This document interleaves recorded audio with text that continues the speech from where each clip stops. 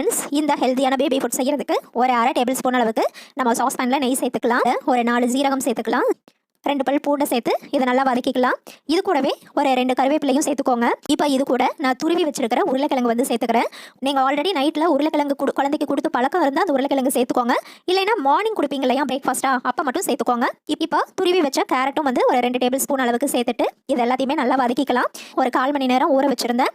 அந்த ஊற வச்ச வெள்ளை அவல் வந்து நான் இது கூட சேர்த்துக்கிறேன். நீங்கள் வந்து ரெட் அவல் யூஸ் பண்ணால் கூட ஓகே தான். இப்போ இது நல்லா குக் பண்ணுற அளவுக்கு நம்ம கொஞ்சமாக தண்ணி சேர்த்துக்கலாம். தண்ணி சேர்த்துட்டு இது கூட ஒரு பிஞ்ச் வந்து மஞ்சள் தூள் சேர்த்துக்கலாம். கொஞ்சமாக சேர்த்துக்கோங்க மஞ்சள் தூள்.